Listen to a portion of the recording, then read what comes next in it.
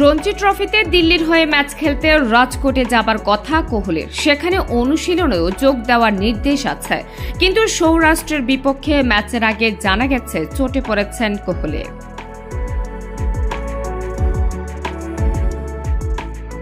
Cricket ভিত্তিক website Cricinfo জানিয়েছে, কোহলি নিজেই বোর্ডের চিকিৎসকদের জানিয়েছেন তিনি পুরো সেরে ওঠেননি, তাই তাকেও রঞ্জির প্রথম ম্যাচের জন্য বিবেচনায় নিচ্ছে না বিসিসিআই।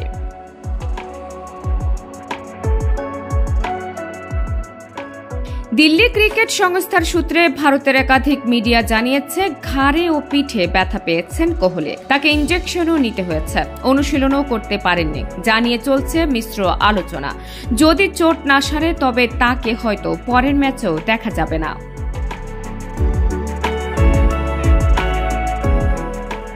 এমন খবরের পর কোহলিকে অবাধ্য বলছেন কেউ কেউ। ভারতের বোর্ডের কড়া নির্দেশ থাকা সত্ত্বেও শুধু সিনিয়র হওয়ার কারণে সুবিধা নিচ্ছেন কোহলি, এমনও বলছেন সমর্থকরা। সামাজিক যোগাযোগ মাধ্যমেও সমালোচনার শিকার হচ্ছেন কোহলি। একাধিক সমর্থকদের মতে, রঞ্জি ট্রফিতে খেলবেন না বলেই কোহলি চোটের নাটক করছেন।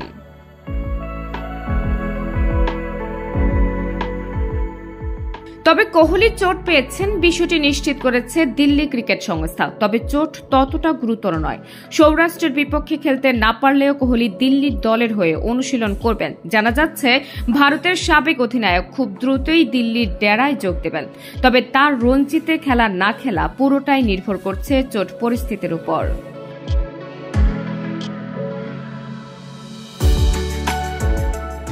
এমন খবরের পর কোহলিকে অবাধ্য বলছেন কেউ কেউ। ভারতের বোর্ডের কড়া নির্দেশ থাকা সত্ত্বেও শুধু সিনিয়র হওয়ার কারণে সুবিধা নিচ্ছেন কোহলি, এমনও বলছেন সমর্থকরা। সামাজিক যোগাযোগ মাধ্যমেও সমালোচনার শিকার হচ্ছেন কোহলি।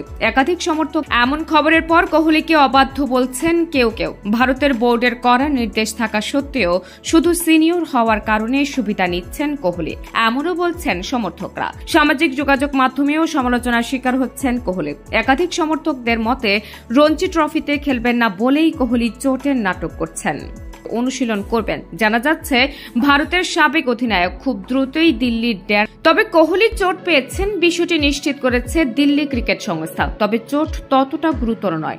সৌরাষ্ট্রের বিপক্ষে খেলতে না পারলেও কোহলি দিল্লির দলের হয়ে অনুশীলন করবেন। জানা যাচ্ছে, ভারতের সাবেক অধিনায়ক খুব দ্রুতই দিল্লির ডেরায় যোগ দেবেন। তবে তার রঞ্জিতে খেলা না খেলা পুরোটাই নির্ভর করছে চোট পরিস্থিতির উপর।